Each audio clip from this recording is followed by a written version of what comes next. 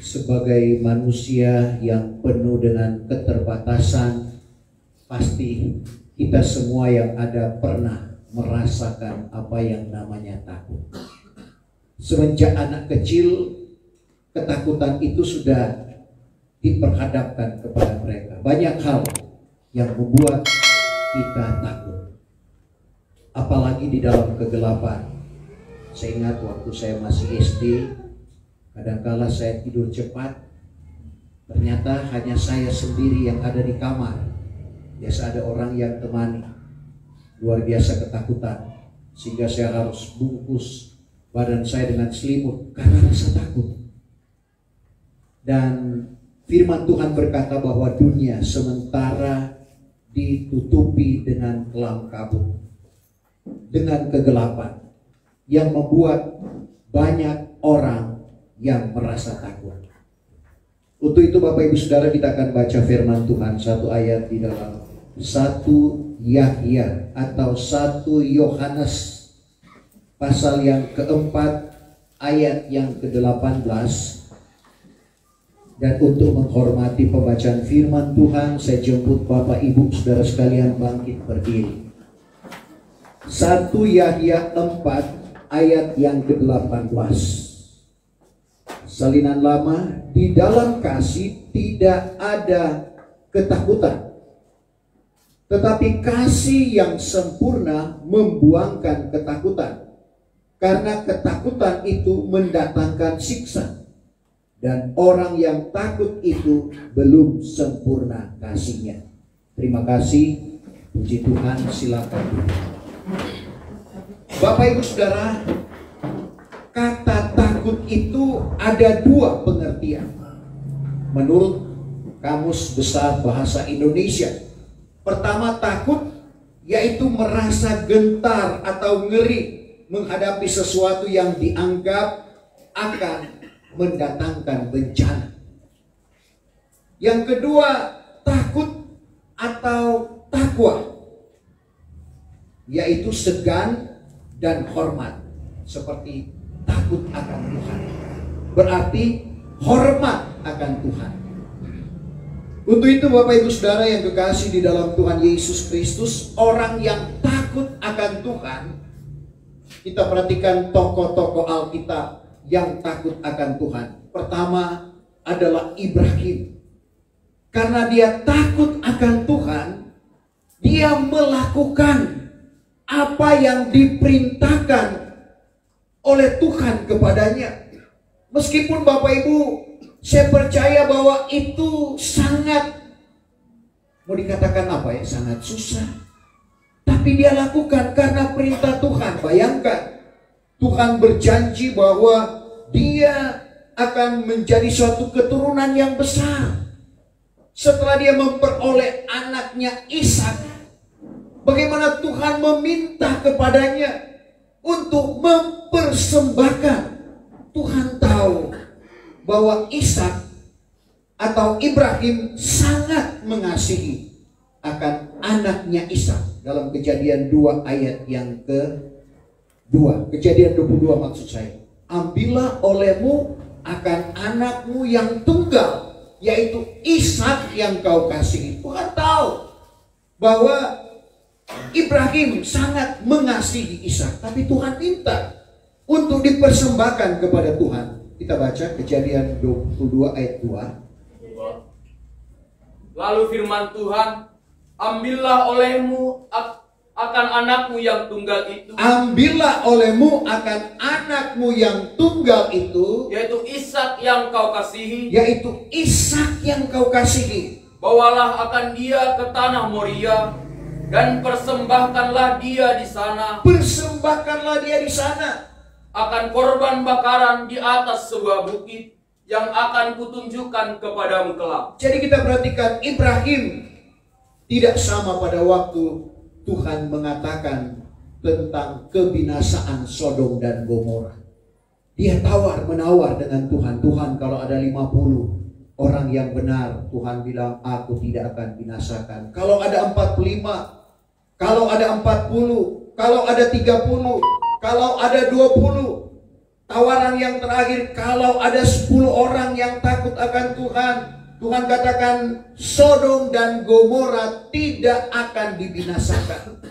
Tapi pada waktu Tuhan meminta supaya anaknya dipersembahkan kepada Tuhan, dia tidak tawar-menawar dengan Tuhan. Dia tidak katakan, Tuhan, bukankah ini janjimu melalui keturunanku akan menjadi seperti bintang di langit? Mengapa Tuhan ingin untuk mempersembahkan dia kepada Tuhan? Saudara, Ibrahim melakukan ini karena dia takut akan Tuhan. Sehingga dia laksanakan perintah itu. Kejadian 22 ayat yang ke-12. Maka kata malaikat itu, janganlah engkau mendatangkan tanganmu kepada budak itu. Pada waktu Ibrahim akan menyembelih Ishak, tangan malaikat Tuhan menahan dan berkata, dan jangan dipengapakan dia. Jangan dipengapakan dia. Karena sekarang ku ketahuilah Akan hal engkau takut akan Allah. Engkau, Ibrahim, takut akan Allah. Sedang Takwa kepada Tuhan. Sedang anakmu, yaitu anakmu yang tunggal itu, tiada kau tahankan daripadaku. Jadi kita lihat, sedangkan anak yang dia kasihi, dia tidak tahankan. Inilah bukti bahwa Ibrahim takut akan Tuhan, takwa kepada Tuhan, dan ini juga yang Tuhan inginkan di dalam kehidupan kita. Jadi tokoh dalam Alkitab yang takut akan Tuhan, salah satunya adalah Ibrahim, yang disebut sebagai bapa segala orang yang beriman. Yang kedua adalah Ayub. Dia orang yang kaya, paling kaya di daerahnya. Dia adalah orang yang tulus hatinya. Dia tidak sombong dengan kekayaan yang dia miliki.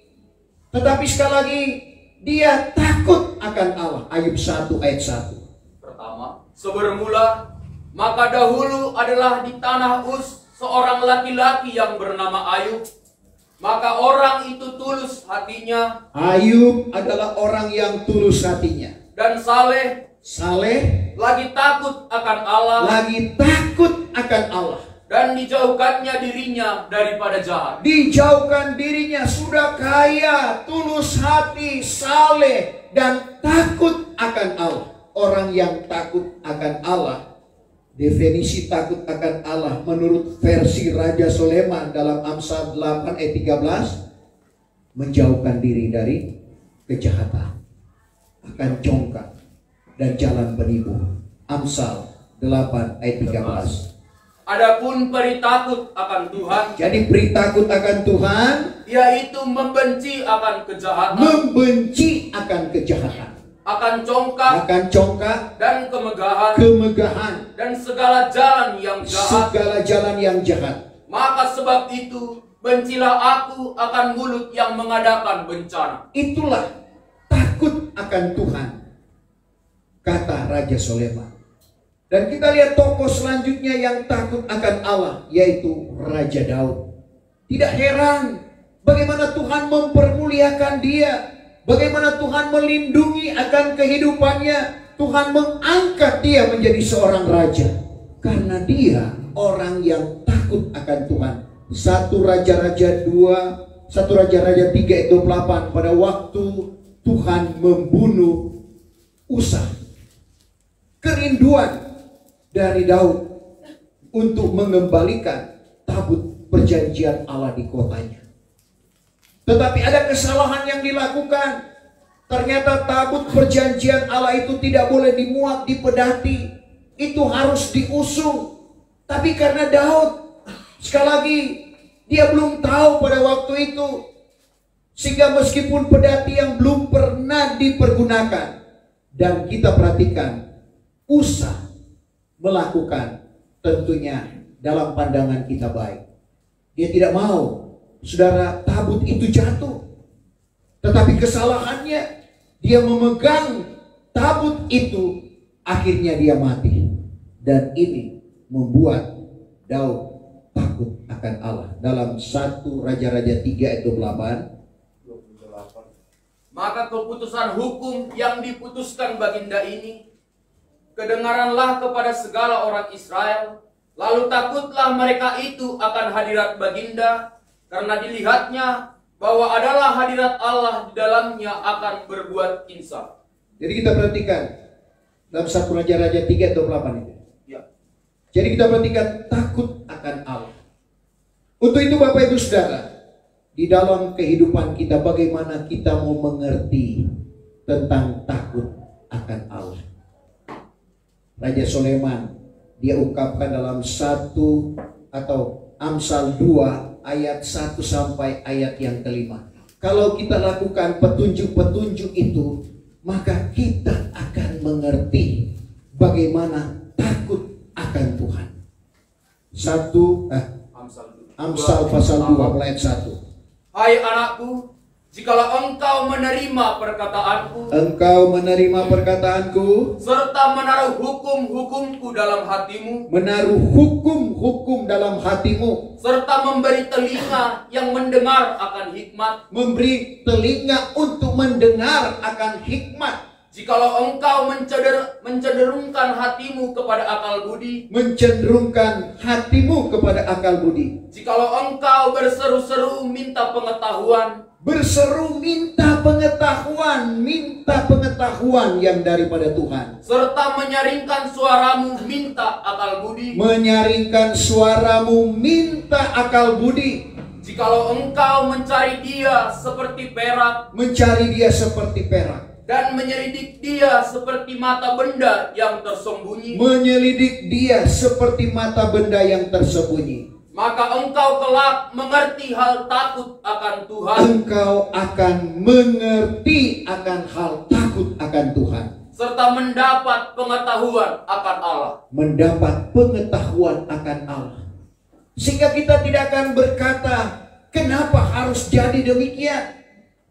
Karena segala sesuatu yang terjadi di dalam kehidupan kita atas seizin Tuhan. Dan caranya kita mencari Tuhan supaya kita mengerti segala perkara. Seperti dalam Amsal 28 ayat 5. Mencari Tuhan, mengerti segala perkara. Orang jahat tidak mengerti barang yang benar. Tapi orang yang mencari Tuhan akan mengerti segala perkara. Tuhan ungkapkan, coba kita baca ayat itu. Orang jahat tiada mengerti barang yang benar. Tetapi orang yang mencari Tuhan berarti mencari firman seperti yang kita lakukan pagi hari ini. Mengerti segala perkara. Apalagi kita lihat di tengah-tengah dunia, sesuai dengan nubuatan Nabi Yesaya, dunia semakin ditutupi dengan kelam kabut. Dunia semakin ditutupi dengan kejahatan. Saya dengar berita tadi di YouTube di Malang ya, 127 orang mati percuma, cuma karena supporter, cuma karena kekalahan satu klub. Saudara, bukankah ini menandakan bahwa bumi semakin ditutupi dengan kelam kabut? Orang seenaknya untuk menghabiskan nyawa sesamanya. Tapi jauh hari sebelumnya memang Yesaya 60 ayat 1 dan ayat 2. Pertama, bangunlah engkau, nyatakanlah cahayamu. Karena kita disebut sebagai terang dunia. Karena terangmu ada datang dan kemuliaan Tuhan terbitlah atas kamu. Karena sesungguhnya kegelapan menudungi bumi. Kegelapan sementara menudungi bumi. Dan kelam kabut menudungi segala bangsa. Menutupi segala bangsa. Sementara terang Tuhan terbitlah atas kamu. Tapi terang Tuhan terbit atas Bapak, Ibu, saya dan saudara. Dan kemuliaannya pun bersinar kepadamu. Kemuliaan Tuhan bersinar kepada kita. Jadi kita lihat memang bumi ini semakin hari semakin gelap. Semakin ditutupi dengan kejahatan. Tapi Tuhan inginkan kita untuk menjadi terang. Untuk itu kembali ke ayat firman Tuhan yang kita baca. Di dalam kasih tidak ada ketakutan. Kalau kita ada di dalam kasih Allah, bagaimana orang yang ada di dalam kasih Allah? yaitu orang yang melakukan hukum Tuhan, orang yang melakukan firman Tuhan. Yohanes 14 ayat yang ke-15. Jikalau kamu mengasihi aku, turutlah perintahku, salinan baru. Salinan lama, jikalau kamu mengasihi aku, ayat 15. Jikalau kamu mengasihi aku, Jikalau kamu mengasihi aku, turutlah segala hukum. turutlah segala hukumku. Kita menurut hukum Tuhan, bertobat, berbaptis dengan nama Yesus Kristus, akan jalan keampunan dosa, lalu kamu beroleh anugerah Roh Kudus. Itulah hukum yang berlaku di zaman Roh Kudus ini. Inilah orang yang mengasihi Tuhan, yang melakukan akan hukum Tuhan. Sehingga dikatakan di dalam kasih tidak ada ketakutan, tetapi kasih itu, kasih yang sempurna membuangkan segala ketakutan.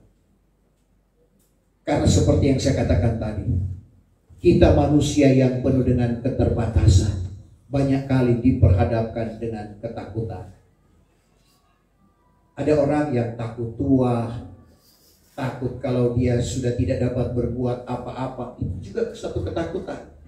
Nanti tidak ada orang lagi yang mantarana. Orang Toraja bilang, itu satu ketakutan. Banyak hal sekali lagi yang membuat orang takut, merasa ngeri, seperti umat Israel pernah merasa yang namanya takut, sehingga mereka bersungut-sungut kepada Musa. Tidakkah banyak kuburan di Mesir? Percuma juga engkau keluarkan kami. Karena mereka anggap mereka akan mati percuma. Di hadapan mereka laut Tebrau atau laut Kolsum. Di belakang mereka Firaun dan bala tentara sedang mengejar mereka. Mau maju tidak bisa, undur apalagi. Tetapi permintaan Tuhan lewat Nabi Musa kepada umat Israel untuk mendapatkan pertolongan pada hari itu juga. Karena Tuhan tidak terlambat menolong, tepat pada waktunya. Tapi ada dua hal yang diminta oleh Tuhan kepada umat Israel melalui Nabi Musa. Jangan takut, bertetapkanlah hati. Menghadapi persoalan jangan kita takut, Bapak Ibu Saudara. Kita jangan bimbang. Karena pertetapkanlah hatimu berarti jangan kita bimbang, jangan kita khawatir. Jelasnya kita baca Keluaran 14 ayat 13-14. Tetapi kata Musa kepada orang banyak itu. Kata Musa kepada orang banyak, yaitu umat Israel yang datang bersungut-sungut kepadanya. Janganlah kamu takut. Jangan kamu takut. Bertetapkanlah hatimu. Bertetapkanlah hatimu. Dua hal ini yang diminta oleh Tuhan kepada umat Israel dan kepada bapak ibu saya dan saudara juga. Maka kamu akan melihat kelak pertolongan besar daripada Tuhan. Kamu akan melihat pertolongan Allah besar kepada kamu. Yang diadakannya bagimu pada hari ini juga. Diadakannya bagimu pada hari ini juga, artinya tidak terlambat. Karena adapun segala orang Mesir yang kamu lihat pada hari ini, yaitu tiada kelihatan pula padamu sampai selama-lamanya. Dan itu yang terjadi Bapak Ibu Saudara. Bahwa Tuhan juga kelak berperang akan ganti kamu. Tuhan yang berperang ganti segala persoalan hidup kita. Dan kamu ini akan berdiam diri. Kita berdiam diri bukan bermasa bodoh. Kita berdiam diri di kaki Tuhan. Dengan dua hal. Jangan takut. Bertetapkanlah hatimu. Jangan jadi seperti Ayub. Ayub 3 ayat 25. Apa yang dia takuti, apa yang dia khawatiri, itu yang berlaku di dalam kehidupannya. Lalu bagaimana? Coba Ayub 3 ayat 25. Karena barang yang kutakuti itu, Ayub berkata, barang yang aku takuti itu sudah berlaku atasku. sudah berlaku atasku. Dan barang yang Barang yang kukhawatiri itu sudah datang atasku. sudah datang. Lalu bagaimana kalau kita takut? Bagaimana kalau kita khawatir? Serahkanlah khawatirmu kepada Tuhan. Kalau kita khawatir, 1 Petrus 5 ayat 7. Serahkan kepada Tuhan. Karena memang kita penuh dengan keterbatasan. Firman Tuhan selalu memberikan solusi, memberikan kekuatan karena keterbatasan kita manusia. Sehingga kita merasa takut, kita merasa khawatir. Lalu firman Tuhan seperti kata Petrus kepada orang-orang pilihan yang ada di Pontus, Galatia, Kapadokia, Asia dan Bitinia. Dalam 1 Petrus 5 ayat yang ke-7. Serahkanlah segala khawatirmu kepadanya. Inilah kekhawatiranku ya Tuhan. Kita serahkan khawatir kita kepada Tuhan. Karena ialah yang memperdulikan kau. Ia yang memperdulikan. Ia yang memperhatikan kehidupan kita. Dan memang Bapak Ibu Saudara, kadang-kala Tuhan izinkan untuk kita mengalami apa yang sebenarnya kita tidak suka. Tuhan ingin menguji sampai di mana kesetiaan kita. Seringkali kita dibawa, digiring kepada pencobaan yang menyakitkan kehidupan kita. Tetapi firman Tuhan berkata, kalau kita sabar menanggung segala pencobaan, kita akan memperoleh mahkota. Dalam Yakobus 1 ayatnya yang ke-12. Berbahagialah orang yang sabar menanggung pencobaan. Berbahagialah orang yang sabar menanggung pencobaan. Karena sesudah ia tahan uji. Setelah ia tahan uji, ia akan menerima kelak mahkota hidup. Ia akan menerima mahkota hidup yang dijanjikan Allah kepada segala orang yang mengasihi Dia. Jadi kita lihat kunci di sini adalah kesabaran. Karena kadang-kadang kita manusia tidak sabar. Tapi Tuhan minta sabar untuk menanggung segala pencobaan. Karena apa? Sabar itu dapat membatalkan dosa yang besar. Kalau kita bawahan, lalu bos kita marah, jangan tinggalkan tempat. Jangan kita merajuk. Tetapi tetaplah dan sabar. Karena sabar itu seperti yang dikatakan oleh Raja Soleman dalam Al-Khatib atau Pengkhotbah 10 ayat 4. Sabar membatalkan dosa yang besar. Apabila berbangkitlah murka yang di pertuan akan dikau. Berbangkit murka yang di pertuan akan dikau. Hendaklah jangan engkau meninggalkan tempat. Jangan engkau meninggalkan tempatmu. Jangan engkau lari. Karena sabar dapat membatalkan dosa yang besar. Sabar dapat membatalkan dosa yang besar. Saudara, untuk sabar kita harus satu dada. Sabar. Jadi sabar membatalkan dosa yang besar. Karena kalau tidak sabar, Bapak Ibu Saudara, kadang-kala terjadi pertengkaran. Karena tidak sabar, tiba-tiba ngamuk satu sama lain. Karena tidak sabar akan mendatangkan dosa yang besar. Tapi kalau sabar dapat membatalkan dosa yang besar. Orang yang tidak sabar kadangkala ambil tindakan sendiri, melakukan hal-hal yang tidak berkenan, akhirnya mendapatkan hukuman karena tidak sabar. Jadi kunci di sini juga adalah kesabaran. Kesabaran untuk menerima ujian. Jadi kita perhatikan umat Israel diminta oleh Tuhan untuk melihat pertolongan Allah yang besar. Ada dua hal yang diminta. Jangan takut, pertetapkanlah hatimu. Artinya kita harus yakin bahwa Tuhan mampu untuk menolong kehidupan kita. Dengan cara Tuhan, Bapak Ibu Saudara, Dia dapat bertindak untuk meluputkan kita dari ketakutan seperti umat Israel. Tidak masuk akal memang.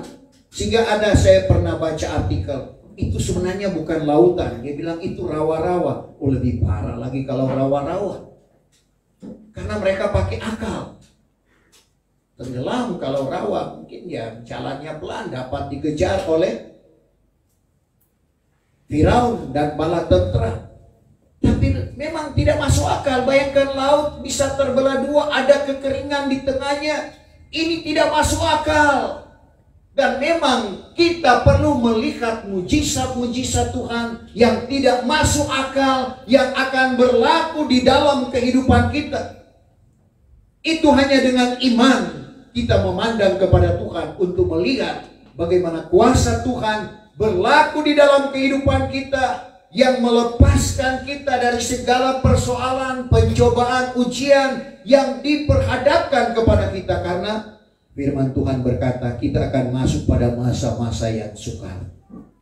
Tapi justru Tuhan akan bedakan antara orang yang berbakti kepada Tuhan dan yang tidak berbakti kepada Tuhan.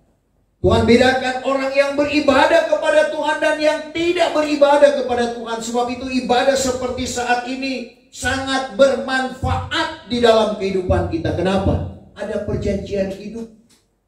Perjanjian hidup sekarang yang selalu saya kategorikan itu perjanjian jasmani. Perjanjian hidup yang akan datang itu perjanjian rohani. Ada dua perjanjian hidup kalau kita beribadah atau kita berbakti seperti ini. Yang dikatakan oleh Paulus kepada Timotius, 1 Timotius 4 ayat 8. Karena senam bagi tubuh, senam, olahraga, latihan badani, itu sedikit sahaja gunanya. Menurut firman Tuhan sedikit saja gunanya. Tetapi para medis justru menganjurkan kita berolahraga supaya bugar, sehat. Tapi firman Tuhan diukur dengan beribadah cuma sedikit saja gunanya. Tetapi ibadat itu berguna di dalam segala sesuatu. Ibadah seperti yang kita lakukan pagi hari ini berguna di dalam segala sesuatu. Karena sebab ada padanya perjanjian hidup yang sekarang ini. Ada dua perjanjian hidup di dalam kita beribadah kepada Tuhan. Dan yang akan datang. Perjanjian hidup sekarang, Keluaran 23-25, berbakti, roti makananmu diberkati, air minumanmu diberkati, segala penyakit dilalukan. Itu perkara jasmani. Perkara rohani, perkara yang akan datang. 1 Yohanes 2 ayatnya yang ke-25. Inilah perjanjian yang Ia janjikan kepada kita, yaitu hidup yang kekal. Dan Tuhan akan bedakan orang yang beribadah dan yang tidak beribadah. Menurut Maleakhi 3:18, artinya sama-sama masuk pada masa yang sukar. Tapi Tuhan bedakan, cara Tuhan membedakan, saudara, dengan cara Tuhan sendiri. Sama-sama gaji dalam nominal yang sama, tetapi dalam pemeliharaan Tuhan sama-sama mungkin beras 1 karung, tapi bagi orang yang beribadah kepada Tuhan itu dia makan sampai 6 bulan. Tapi untuk orang yang tidak beribadah cuma 1 bulan habis.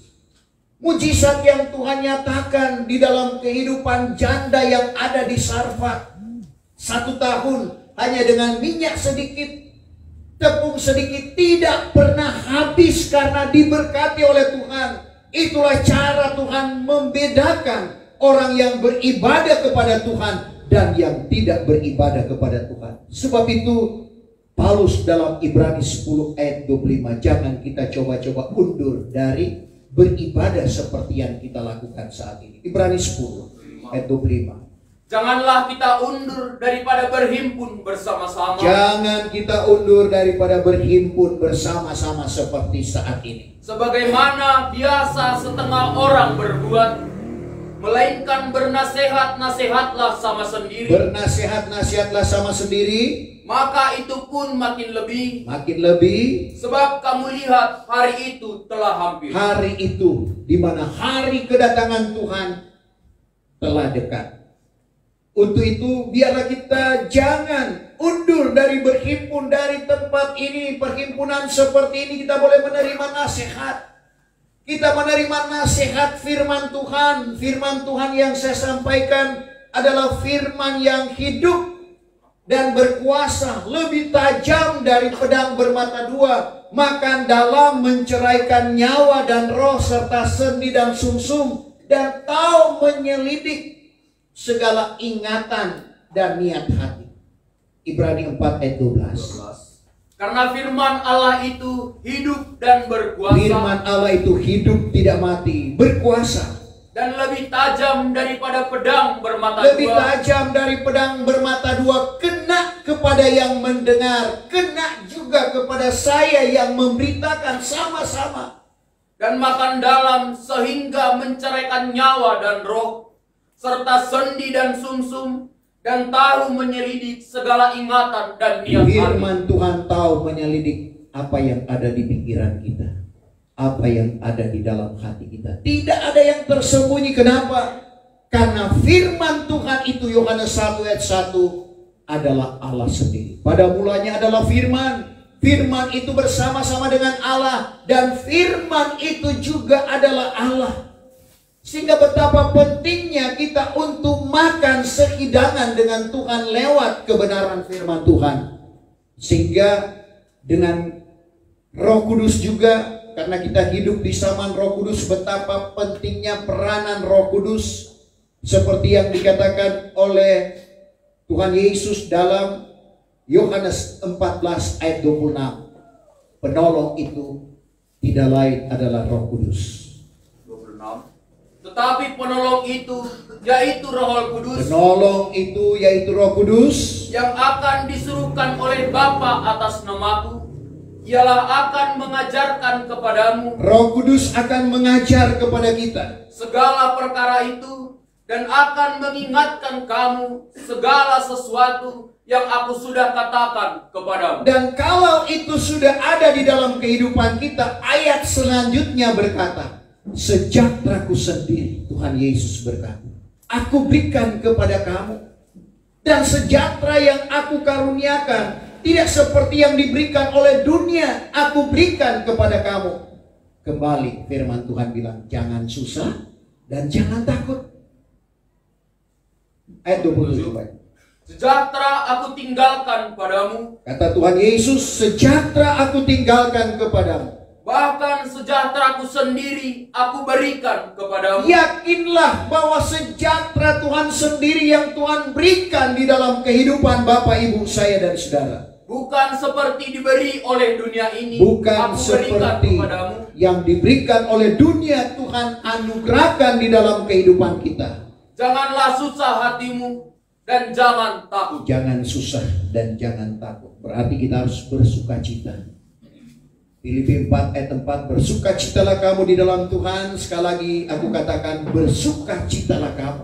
Inilah yang Tuhan inginkan di dalam kehidupan kita. Tidak usah kita susah, tidak usah kita takut menghadapi hidup ini, melainkan kita menyerahkan segala keberadaan hidup kita kepada Tuhan. Biarlah benar-benar seperti yang saya katakan.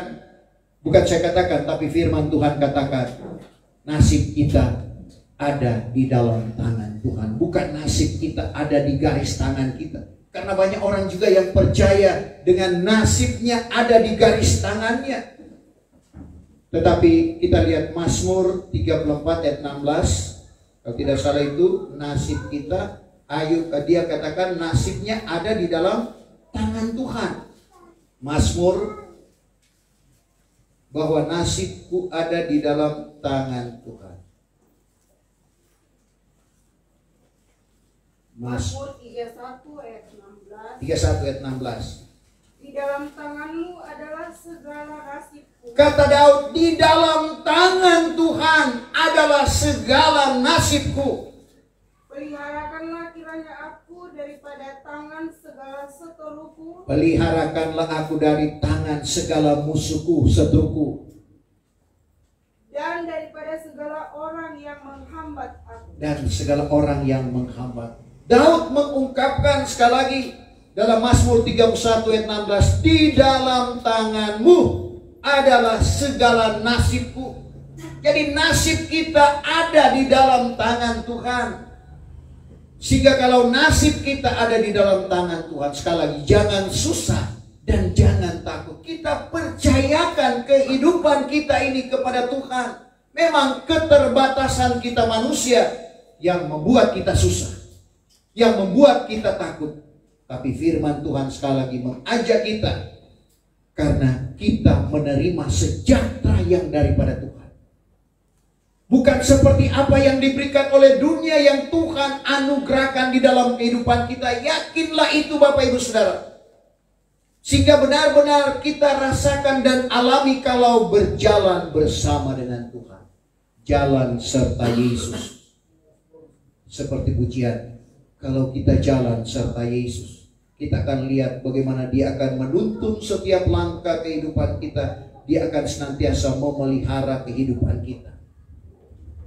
Dan bagaimana untuk kita benar-benar keluar dari ketakutan. Daud mengalami akan hal itu. Siapa yang tidak takut kalau dikejar untuk dibunuh? Secara manusia dia takut, tapi ada cara dia untuk dia dapat dikeluarkan dari ketakutan. Kalau toh kita merasakan, mengalami apa yang namanya takut. Firman Tuhan menjawab, Mazmur 34 ayat yang kelima, kembali kita mencari Tuhan. Tadi Amsal 28 ayat 5, orang yang mencari Tuhan mengerti segala perkara. Daud berkata, dia telah mencari Tuhan dan Tuhan keluarkan dia dari segala ketakutan. Mazmur 34 ayat 5. Bahwa aku sudah mencari Tuhan. Daud, dia sudah mencari Tuhan. Lalu ia pun menyahut akan daku, dan dikeluarkannya aku daripada segala ketakutan. Dikeluarkannya aku dari segala ketakutan. Jadi kalau kita mengalami ketakutan, kita cari Tuhan. Dengan cara kita berdoa kepada Tuhan. Kita datang memuji, memuliakan dan mengagungkan nama Tuhan. Pasti Tuhan keluarkan kita dari rasa takut. Untuk itu firman Tuhan datang. Di dalam kasih tidak ada ketakutan, tetapi kasih yang sempurna membuangkan ketakutan. Karena ketakutan itu mendatangkan siksa. Seperti yang saya katakan dalam pendahuluan. Orang yang takut tersiksa. Saya tersiksa sepanjang malam karena takut tidur sendiri. Coba orang yang rasa takut pasti akan tersiksa. Tapi firman Tuhan sekali lagi memberikan jalan keluar bagaimana kita keluar dari ketakutan itu. Tidak lain kita mencari Tuhan. Jadi karena ketakutan itu mendatangkan siksa dan orang yang takut itu belum sempurna kasihnya. Sebab itu dalam Matius 10 ayat 28 kayak itu. Jangan kita takut kepada manusia yang hanya membunuh tubuh, tapi tidak dapat membunuh jiwa. Tapi takutlah kepada Tuhan yang sanggup membunuh tubuh dan jiwa di dalam neraka. Karena banyak kali orang takut kepada manusia. Tapi firman Tuhan mengajak untuk kita tidak takut kepada manusia yang hanya membunuh tubuh. Karena kadang-kala kita takut dengan ancaman. Tapi firman Tuhan sekali lagi memberikan jalan keluar. Matius 10 ayat 28.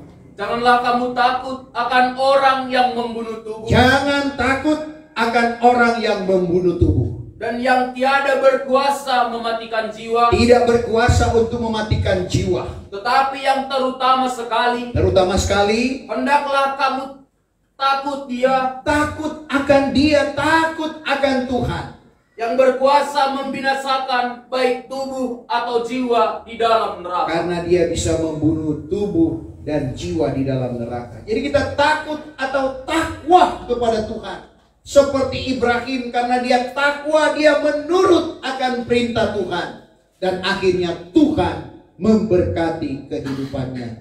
Tuhan kiranya memberkati firman Tuhan. Saat ini kita akan masuk dalam perjamuan suci.